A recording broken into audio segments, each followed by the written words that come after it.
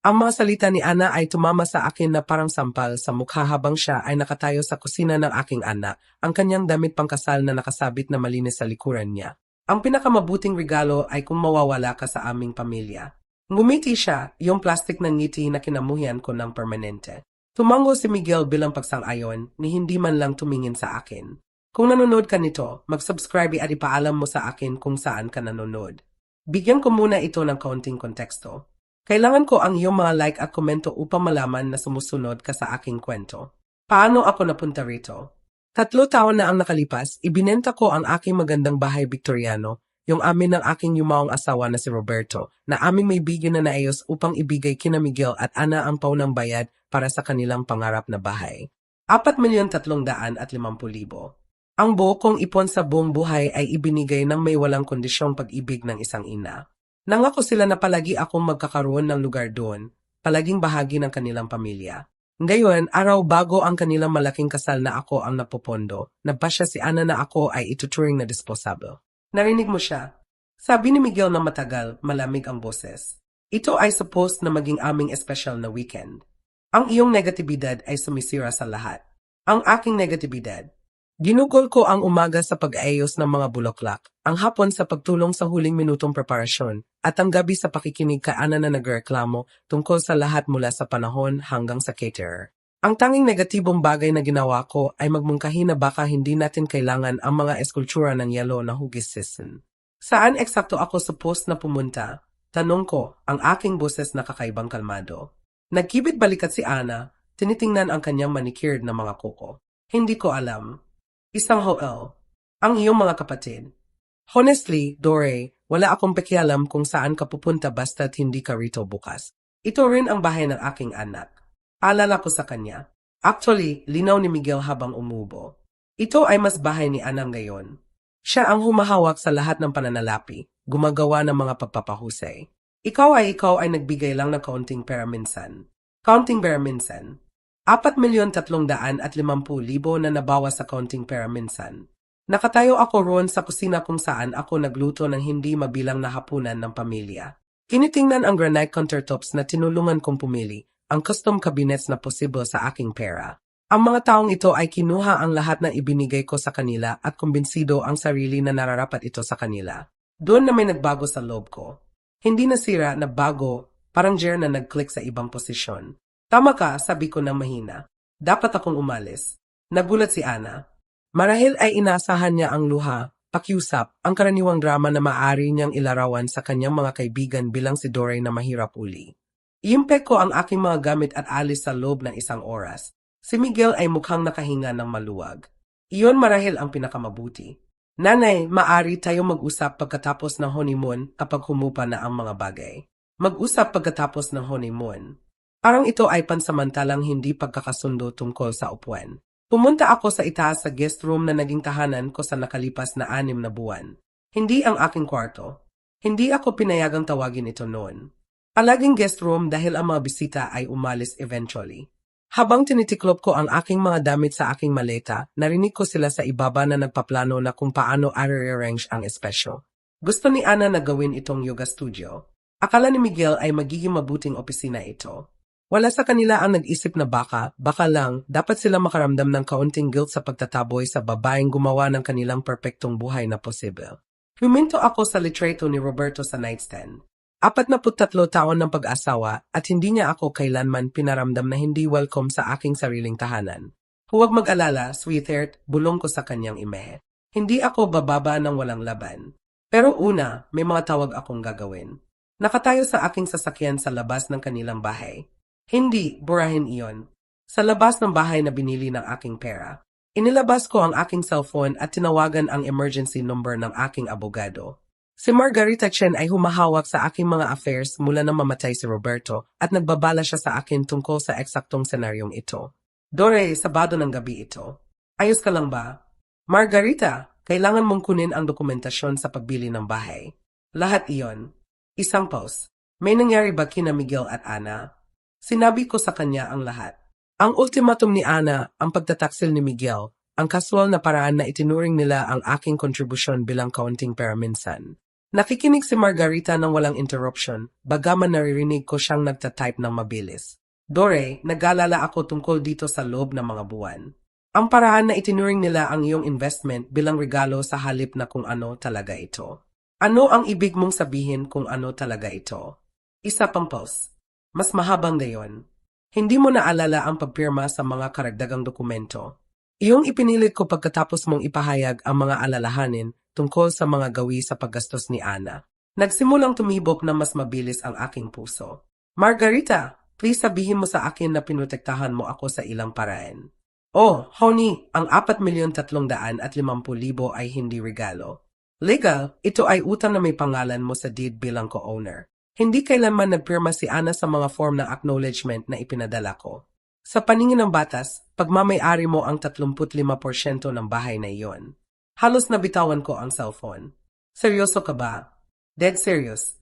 Palagi nang nakakalimutan ni Ana na pirmahan ang paperwork at ikaw ay sobrang focus sa pagpapanatili ng kapayapaan sa pamilya na hindi mo ito pinilit. Pero ang mortgage company ay may listahan mo bilang co-borrower. Ang deed ay nagpapakita ng iyong ownership stake. Lahat ito ay completely legal at binding. Sa bintana ng kusina, nakita ko si Ana na nagpapakita ng kanyang damit pangkasal sa isang tao sa video chat, mahil ang kanyang ina.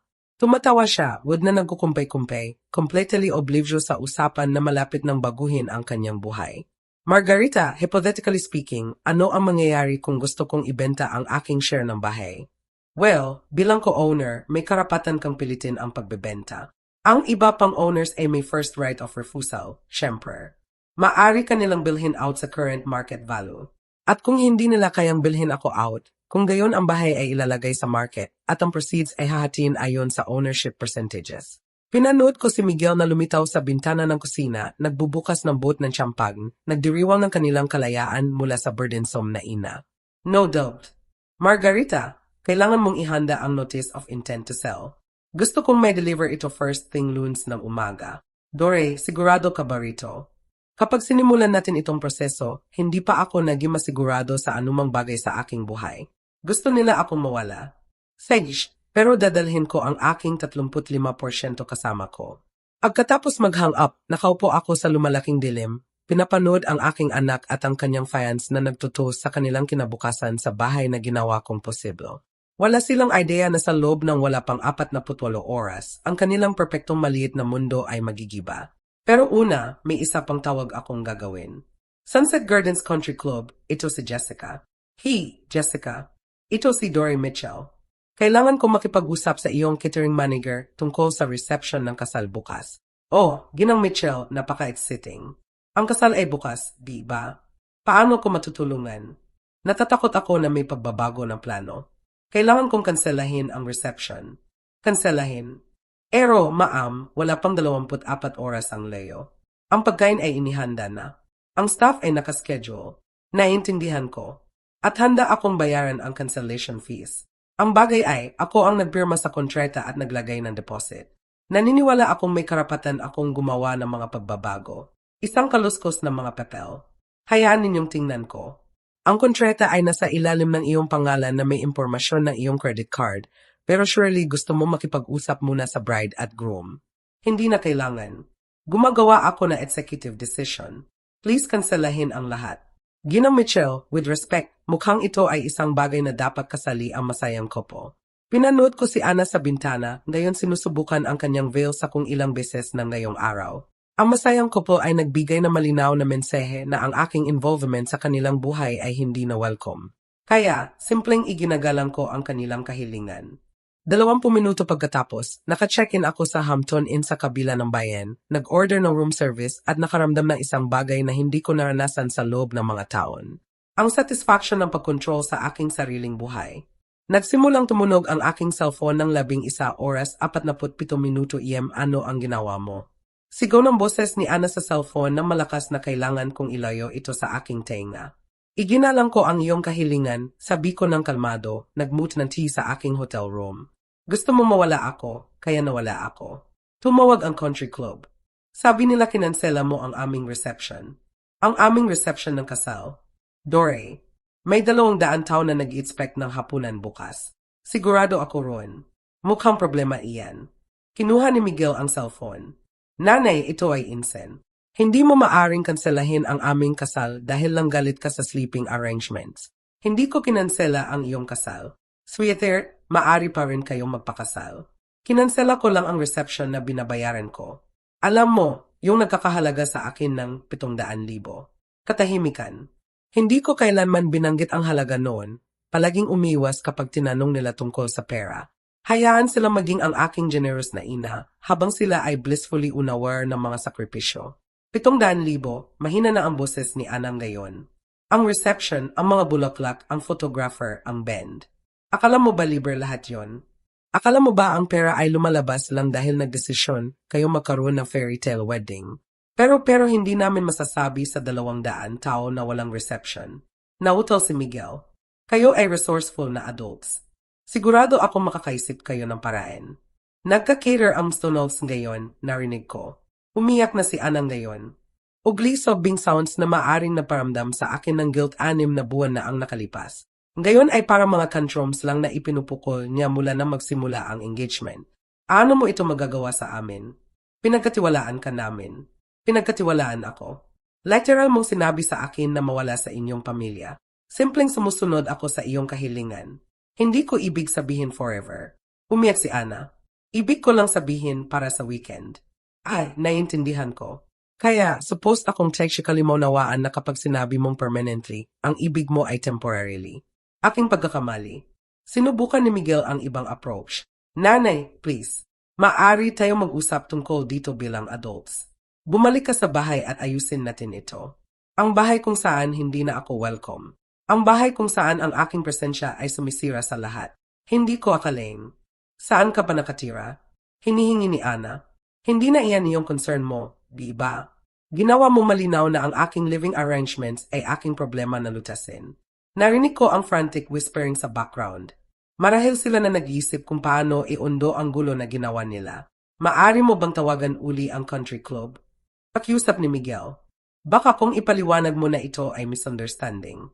Hindi ito misunderstanding. Ito ay malinaw na business decision na ginawa ng taong nagbabayad para sa lahat.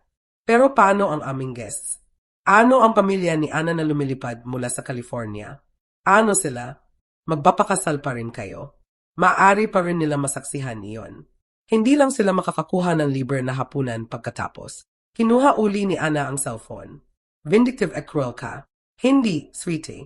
Vindictive at cruel ang pagsabi sa babaeng sumusuporta sa iyong dream wedding na mawala sa inyong pamilya. Fiscal responsible lang ako. Sisirain nito ang lahat. Isipin ang lahat na broke kami. Well, ngayon na binanggit mo ito, hinayaan ko iyong nakabitin sa hangin ng sandali, pinapanood silang mag-squirm. Ngayon na binanggit mo ito, kung wala ang aking financial support, marahil broke na kayo pretty soon. Iyan ang isa pang bagay na dapat nating pag-usapan. Ano ang ibig mong sabihin? Masikip na ang boses ni Miguel sa panic ngayon. Ibig kong sabihin, talaga bang tiningnan ninyo ang inyong household budget lately? Alam ninyo ba? Kung magkano ang inyong monthly expenses kumpara sa inyong income? Mas frantic na whispering. Dahil ako ay nagsupplement sa inyong lifestyle sa mga paraan na marahil hindi ninyo napansin. Ang grocery money na ibinibigay ko kay Ana kapag magkasama kaming namimili, ang utility bills na binabayaran ko online dahil palagi kayong kulang ng kaunti this month. Ang car repairs, ang insurance payments, ang maliliit na emergencies na patuloy na lumalabas. Iyon ay mga regalo, sabi ni Ana weekly. Sila ba? Dahil mula sa kung saan ako nakaupo mukhang mas parang allowance at ang allowances ay maaring itigil anumang oras. Ang katahimikan ay nagtagal na matagal na akala ko ay nag-hang up sila. Sa wakas, nagsalita si Miguel. Ano ang gusto mo, nanay? Ngayon iyan ay interesting. Isang oras na ang nakalipas, hindi nila maatim na mapupuksa ako. Ngayon, gusto nilang mag-negotiate. Gusto ko eksakto kung ano ang inyalok mo sa akin na mawala sa inyong pamilya permanently. At gusto kong dalhin ang aking pera kasama ko kapag umalis ako. Sa linggo na umaga, ang aking cellphone ay may 37 missed calls at 41 text messages. Binabaliwala ko lahat habang nag-enjoy ng room service breakfast at binabasa ang Sunday paper na parang civilized na tao. Ang kasal ay nakaschedule ng 2 AM ng 9 oras may kumatok sa pinto ng aking hotel room. Sa P4, nakita ko si Miguel sa kanyang wrinkled tuxedo shirt, mukhang hindi nakatulog mag-isa. Nanay, please, kailangan nating mag-usap. Binuksan ko ang pinto pero hindi ko siya inimbita papasok. Hindi ba dapat ikaw ay naghahanda para sa iyong big day? Iyan ang kailangan kong pag-usapan sa iyo. Pulang-pula ang kanyang mga mata, desperate. Si Ana ay nagkakaroon ng breakdown. Nakalock siya sa banyo at ayaw lumabas. Ang kanyang ina ay nagbabanta na lumipad pabalik sa California. Ang buong bagay ay nagigiba. Paumanhin na marinig iyan. Sana ay mayos ninyo ito. Mayos ito. Nanay, sinira mo ang aming kasal. Hindi, anak. Inalis ko ang aking financial support sa inyong kasal. May pagkakaiba iyan. Tinulak niya ako papasok sa kwarto at pinayagan ko siya. Minsan kailangan mong hayaan ang mga tao na magbitin sa kanilang sarili mga salita. Ito ay insane. Dahil sa ano? Isang misunderstanding tungkol sa sleeping arrangements. Umupo ka, Miguel. May isang bagay sa aking tono na nagpapatupad sa kanya.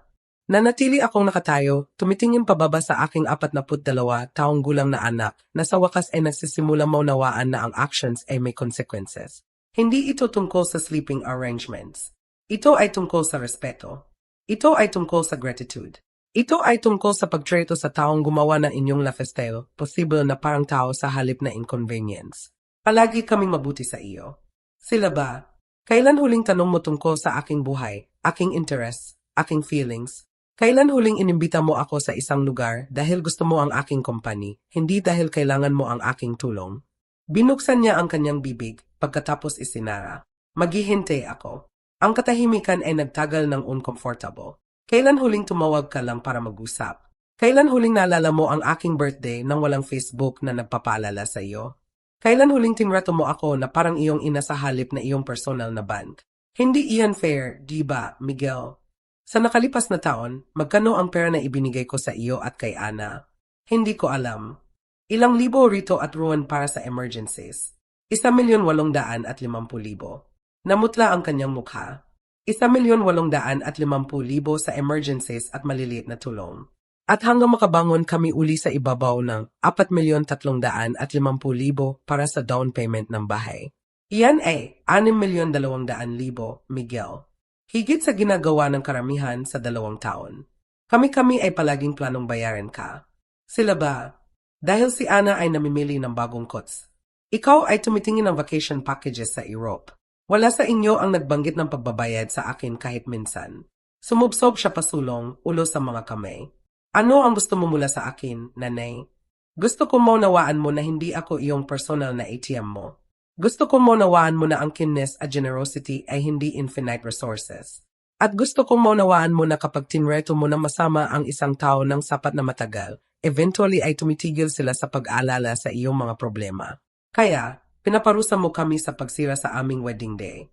Ang casual cruelty sa statement na iyon na ang aking pagset ng boundaries ay punishment ay nakumpirma sa lahat ng nararamdaman ko. Hindi, Miguel. Pinoprotektahan ko ang aking sarili sa pagtigil sa pattern ng financial abuse. Financial abuse. Ridiculous iyan. Sila ba? Pinondisyon mo ako na maniwala na ang tanging value ko sa inyong pamilya ay monetary. Tinuruan mo ako na asahan ang crumbs na affection kapalit ng major financial contributions. Ginawa mo ako makonsensya sa pagkakaroon ng needs at expectations habang kinukuha mo ang lahat ng iniaalok ko para granted. Umupo ako sa tapat niya, sumandal pasulong upang kailangan niyang tumingin sa akin. Kahapon, sinabi sa akin ni Ana na ang pinakamabuting regalo na may bibigay ko sa inyong pamilya ay mawala permanently. At sumang-ayon ka sa kanya. Pagkatapos ng lahat ng ginawa ko, lahat ng isinakripisyo ko, sumang-ayon ka na dapat akong mawala. Hindi niya ibig sabihin niyon. Ibig niya. At ikaw rin. At alam mo ba, makukuha ninyo eksakto kung ano ang hiniling ninyo. Tumingin siya ng matalas. Ano ang ibig sabihin niyan? Gumiti ako. At hindi ito magandang ngiti. Ibig sabihin ay mas mabuti ninyong isipin kung paano magbabayad para sa inyong sariling lifestyle mulang gayon.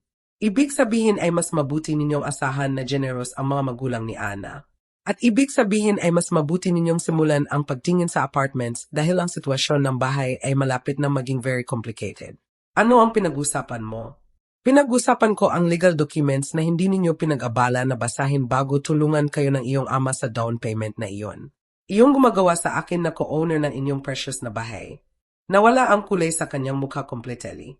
Iyan ay tama, sweetheart. Agmamayari ko ang 35% na inyong bahay at malapit ko nang ilagay ito sa market. Tinitingnan ako ni Miguel na parang nagsalita ako sa ancient Greek. Hindi mo maaring pagmamay-ari ang bahagi ng aming bahay. Kami ang bumili nito. Kami ang nakatira roon na may aking 4,350,000 down payment. Akala mo ba ang pera na iyon ay nawala lang sa ether? Pero sinabi mo ito ay regalo. Sinabi mo gusto mong tulungan kaming makapagsimula. Inilabas ko ang aking cellphone at nag-scroll sa email ni Margarita mula kagabi. Apparently, ang aking abogado ay may ibang ideas tungkol sa pagprotekta sa aking investment. Gusto mo bang basahin ko sa iyo ang relevant legal documents? Impossible ito. Kailangan magpirma si Ana ng isang bagay. Suppose si Ana na magpirma ng isang bagay. Palagi niyang nakakalimutan na ibalik ang mga papel. Pinananatili pa rin sila ni Margarita sa file anyway. Pinlano mo ito. Pinlano mo ang buong bagay na ito. Oh, sweetheart. Kung pinlano ko ito, hindi mo ba akalain na ginawa ko ito bago magbayad para sa inyong kasal? Ang katotohanan yon ay tumama sa kanya. Nagastos ako ng 700,000 sa kasal para sa mga taong nagsabi lang sa akin na mawala. Kung scamming ako, hinila ko sana ang plug months ago. Kaya, ano ang mangyayari ngayon? Maliit ang kanyang boses, defeated. Ngayon may choice ka. Maari mong bilhin out ang aking 35% share sa current market value, ay bebenta natin ang bahay at hahatiin ang proceeds. Hindi namin kayang bilhin ka out. Ang bahay ay nagkakahalaga ng 15 milyon ngayon. 35% niyan ay higit sa 5 milyon. Alam ko, mabuti ako sa math. Kaya ako may pera. At kayong dalawa ay palaging broke. Napangiwi siya. Hindi iyan kami ay hindi broke. May maraming expenses lang kami. Miguel, ang combined household income ninyo ay 400,000 sa isang buwan. Ang mortgage payment ninyo lang ay 120,000. Idagdag ang car payments, credit cards, utilities, groceries, at shopping habit ni Ana at gumagastos kayo ng higit sa kinikita ninyo every single month. Ano mo alam lahat yan? Dahil ako ang nagbabayad ng difference sa nakalipas na 3 taon. Akala mo ba ang Money Fairy ay nag-iwan ng cash sa ilalim ng inyong unan? Tumunog ang hotel room phone. Sinagot ko ito habang si Miguel ay nakaupo roon na nagpo-process ng kanyang bagong reality. Ginang Mitchell, ito si Jessica mula sa Sunset Gardens. May ina ng bride sa another line. Nagtatanong siya tungkol sa pag-reinstate ng reception ngayon. Sabi niya babayaran niya ang lahat ng cost kung papayagan mo kaming magpatuloy. Tiningnan ko si Miguel na nakikinig na may desperate hope sa kanyang mga mata. Napaka-generous niya, Jessica, pero natatakot ako na hindi iyan possible. Nanay, please, sinimulan ni Miguel. Itinaas ko ang kamay upang patahimikin siya. Kita mo, Jessica, may ilang family dynamics na naglalaro rito na ginagawang inappropriate para sa akin na tanggapin ang payment mula sa iba pang family members para sa event na pinili kong kanselahin. Naiintindihan ko.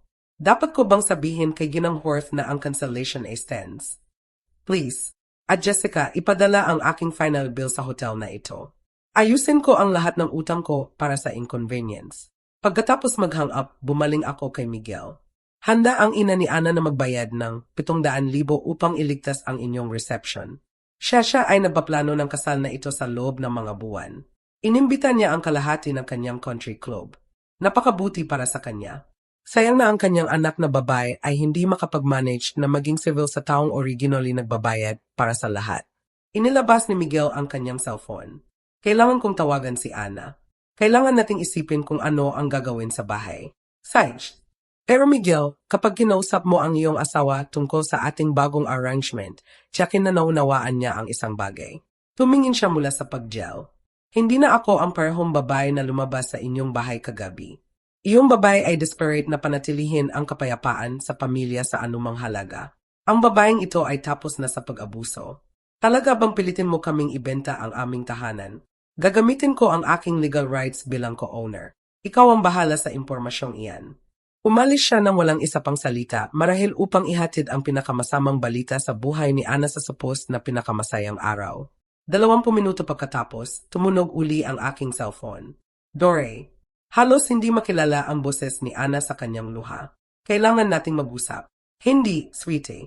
Hindi talaga natin kailangan. Ginawa mo malinaw kahapon na ang pakikipag-usap sa akin ay hindi isang bagay na interesado ka. Galit ako. Stressed ako sa kasal. Hindi ko ibig sabihin ang sinabi ko. Siyempre, galit ka. Dapat nakakapagod ang pag-pretend na tisin ang isang taong obviously kinamumuhian mo. Hindi kita kinamumuhian, Dore. Sa 3 taon mula nang lumipat kayo sa bahay na binili ko para sa inyo, hindi mo ako kailanman pinasalamatan. Ni minsan. Hindi mo kailanman tinanong tungkol sa aking buhay, aking interes, aking kalusugan. Hindi mo ako kailanman inimbita sa anumang bagay maliban kung kailangan mo ako magbabisit o magdala ng pagkain o magsulat ng check. Hindi iyan totoo. Kailan huling tumawag ka lang upang tingnan kung kamusta ako? Katahimikan. I-save ko ang iyong mental effort. Kailanman. Hindi mo kailanman tumawag lang upang i-check ako. Pero anak ka ni Miguel, pamilya kayo. Kahapon, sinabi mo sa akin na ang pinakamabuting regalo na may bibigay ko sa pamilyang ito ay mawala permanently. Ngayon ay sinasabi mo na pamilya ako. Alin yon, Ana? Mas maraming iyak.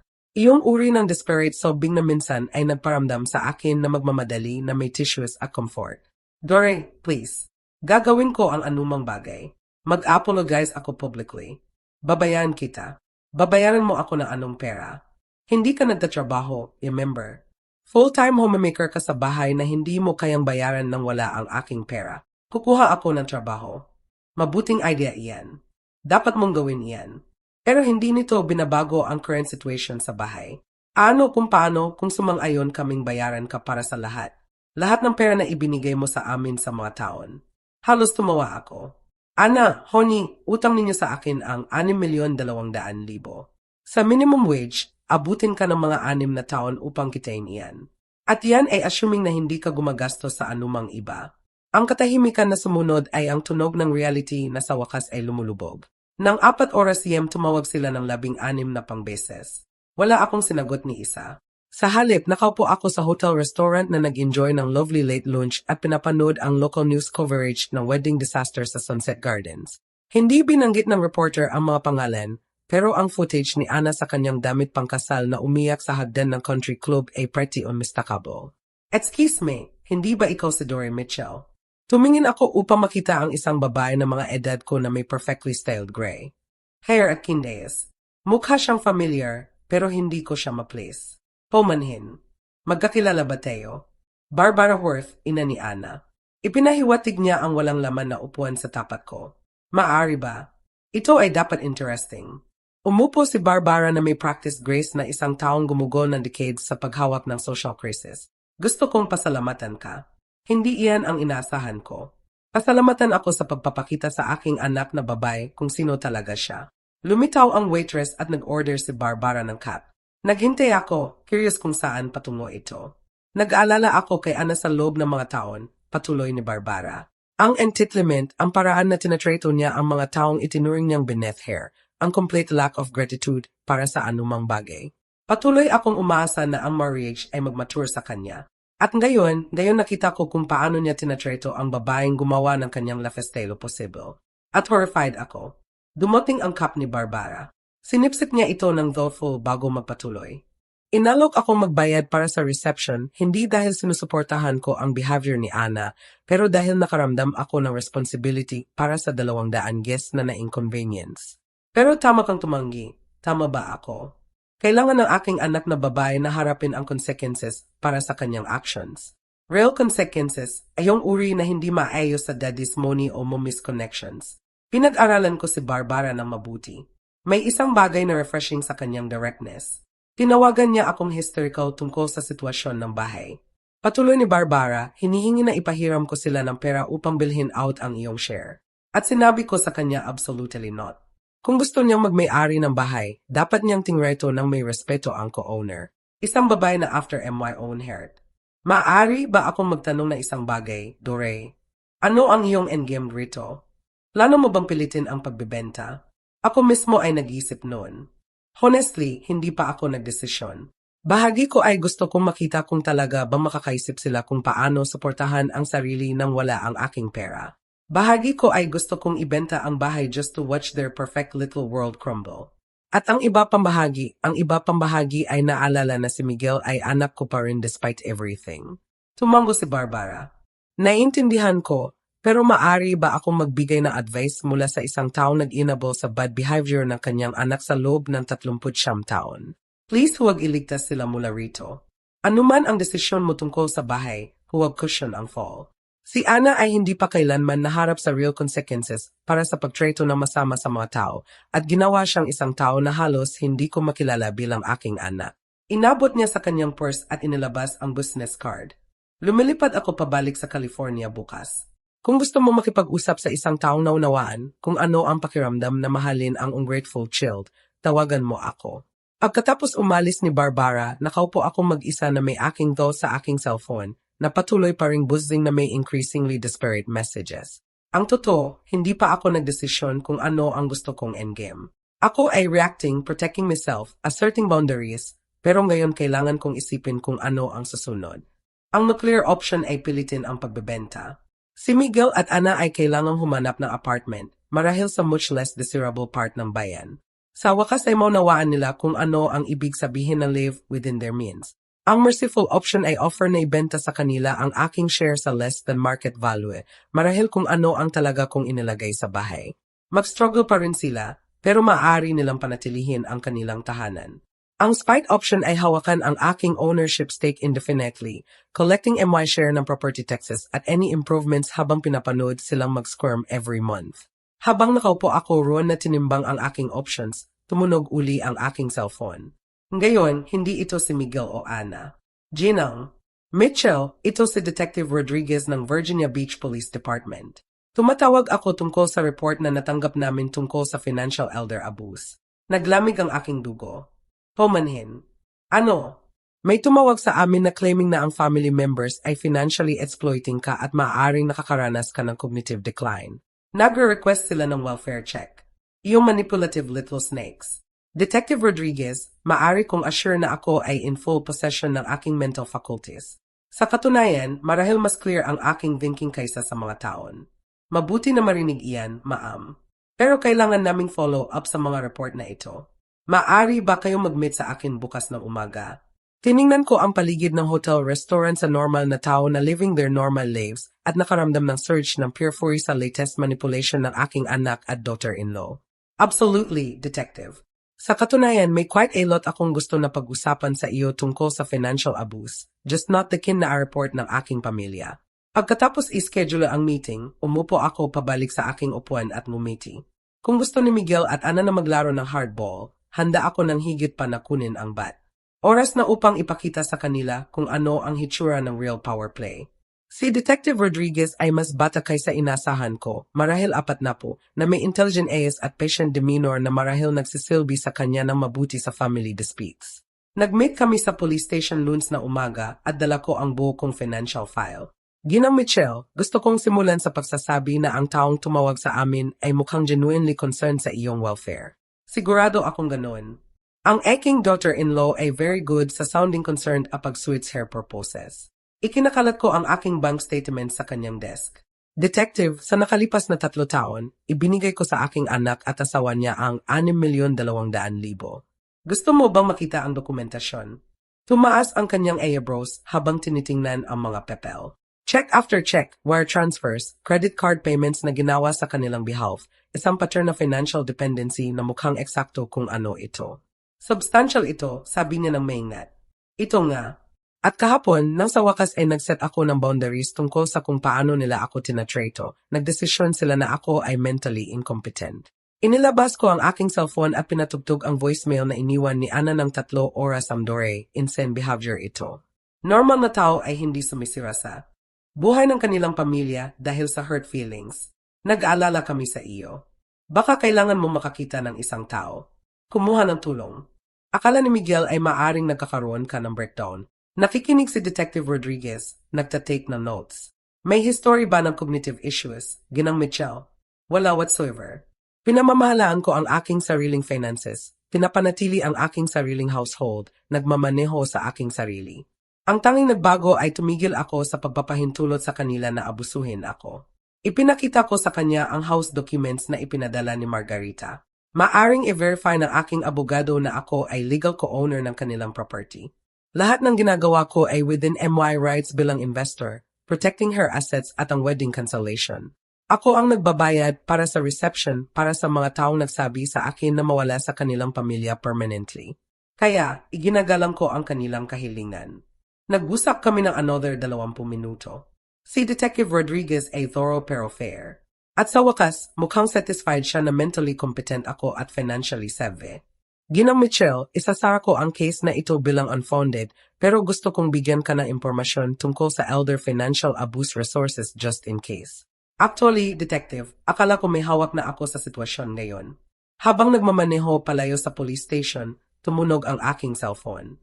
Si Miguel Uli. Nanay, tumawag ang polis. Sabi nila hindi nila pursuin ang welfare check. Iyan ay dahil hindi ako ang financially abused sa relationship na ito, sweetheart. Ano ang ibig sabihin niyan?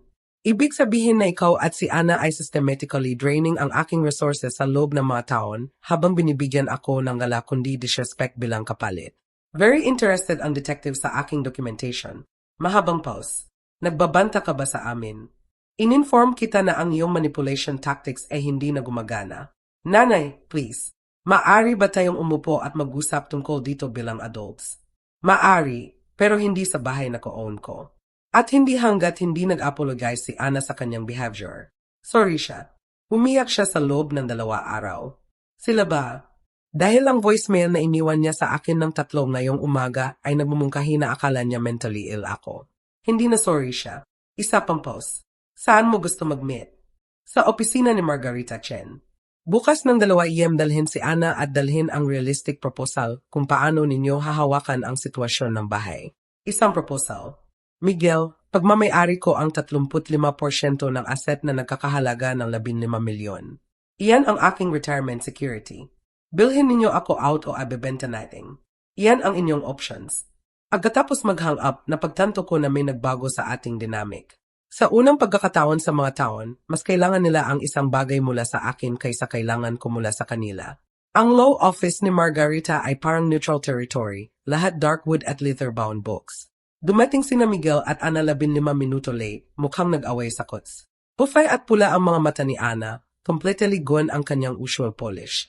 Clearly umiyak siya sa loob ng mga araw at bahagi ko ay nakaramdam ng twinge ng sympathy. Ang iba pang bahagi ay naalala ang kanyang mga salita. Ang pinakamabuting regalo ay kung mawawala ka sa aming pamilya. Dore, sinimulan agad ni Ana. Utang ko sa iyo ang enormous apology. Stressed at overwhelmed ako at nagsabi ako ng mga bagay na hindi ko ibig sabihin. Salamat. Yan ang simula. Nagulat siya, parang inaasahan niyang agad kung patawarin ang lahat. Ikinakalat ni Margarita ang house documents sa conference table. Review natin ang facts. Si Dory ay nagbigay ng 4,350,000 para sa down payment. Ang mortgage ay nagpapakita sa kanya bilang co-borrower. Ang deed ay naglilista ng kanyang ownership sa 35%. Pinag-aralan ni Miguel ang mga papel na parang magically magbabago.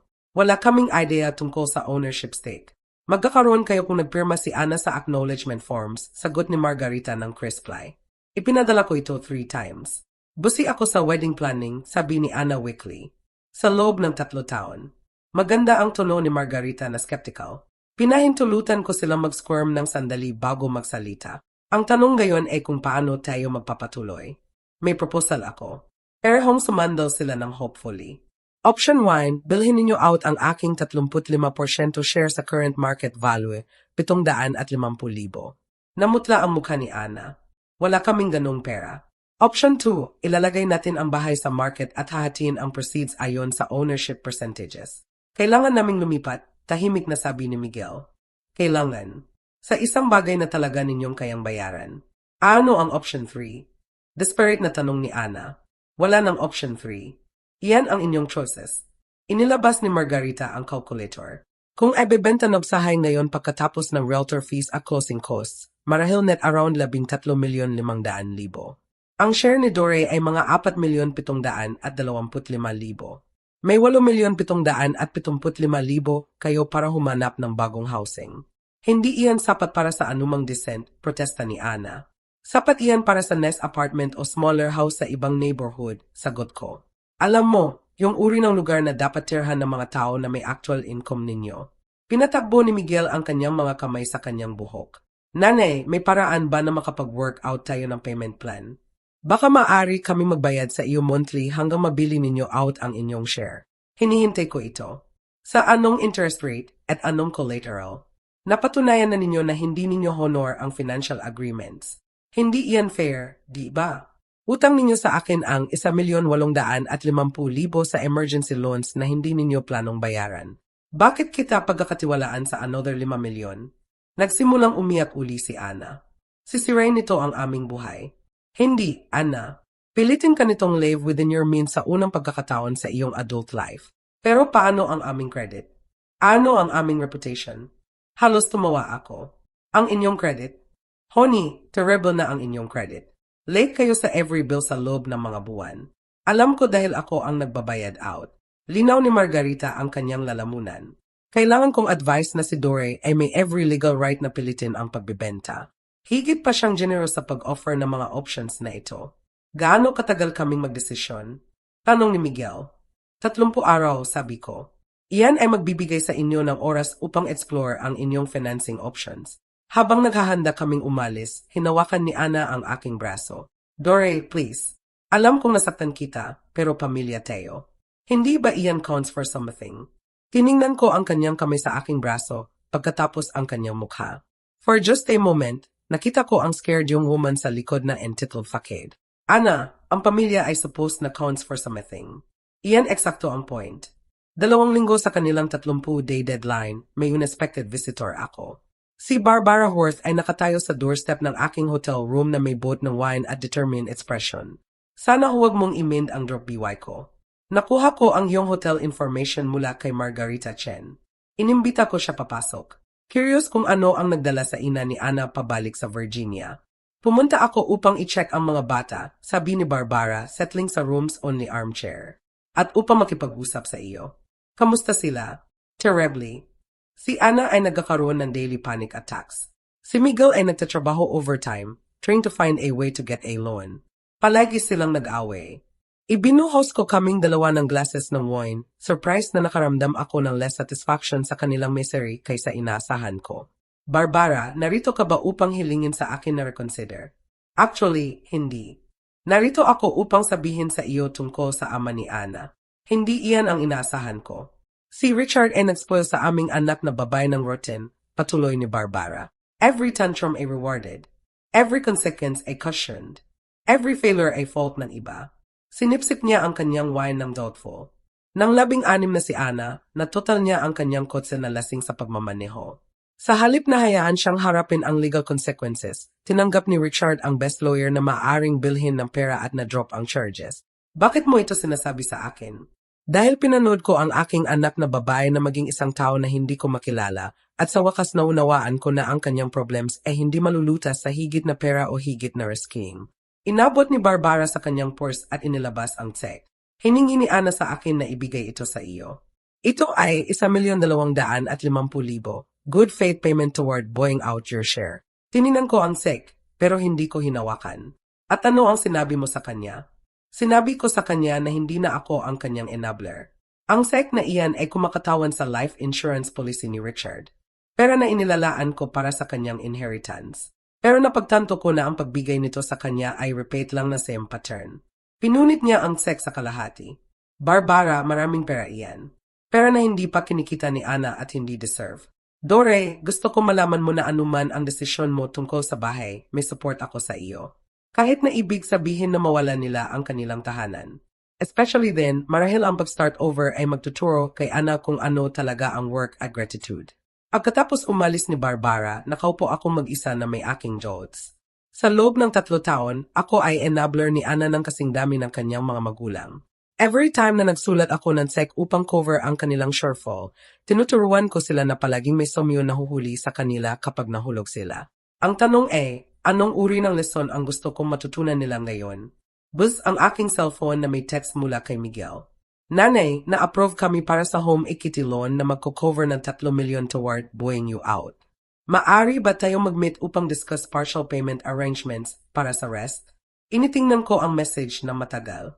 Sinusubukan nila na higit sa ginawa nila sa mga taon, pero ang home equity loan ay ibig sabihin deeper into debt, hindi learning to live responsibly. Nag-type ako pabalik. Maari nating discuss ito, pero gusto kong makita ang complete household budget at realistic plan para sa pagbabayad ng lahat na inyong debts, hindi lang ang akin. Agad ang kanyang response. Ano mang gusto mo, nanay? Gusto lang naming ayusin ito. Sa unang pagkakataon mula nang magsimula ang buong bagay na ito. Mukhang progress iyan. Ang budget meeting ay enlightening sa worst possible way. Ikinakalat ni na Miguel at Ana ang kanilang financial documents sa conference table ni Margarita na parang evidence ng crime, na sa isang paraan ay ganoon okay, sabi ko, reviewing their monthly expenses. Gumagastos kayo ng 20,000 sa isang buwan sa restaurants. Parehong nagtatrabaho kami na mahabang oras, defensive na sabi ni Ana. Minsan masyado kaming pagod para magluto. Hindi ka nagtatrabaho, Ana. Ibig kong sabihin, si Miguel ay nagtatrabaho na mahabang oras. Bumaba ako sa list. 15,000 sa isang buwan sa clothing budget ni Ana. Kailangan ko magmukhang professional para sa social events. Anong social events? Wala kang trabaho.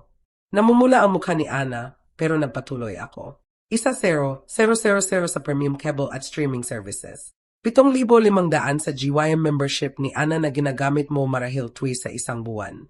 40,000 sa isang buwan sa credit card minimums para sa apparently shopping at vacation debt. Si Miguel ay nag-a-add na numbers sa kanyang phone calculator. Nanay, alam ko mukhang masama. Mukhang gumagastos kayo ng lifestyle na nangangailangan ng mga 600,000 sa isang buwan kapag 400,000 lang ang dala ninyo pauwi. Pero sa home equity loan, maaari naming bayaran ang credit cards at reduce ang monthly expenses ng significant. Hopefully nasabi ni Ana. Tiningnan ko si Margarita na nagtatake ng notes na may professional detachment. Ana, borrow kayo against the house upang bayaran ang credit card debt.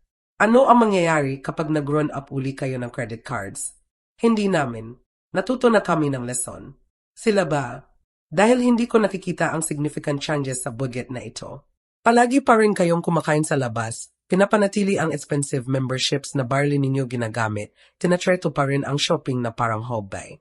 Sumandal si Miguel pasulong. Ano ang gusto mong makita, nanay?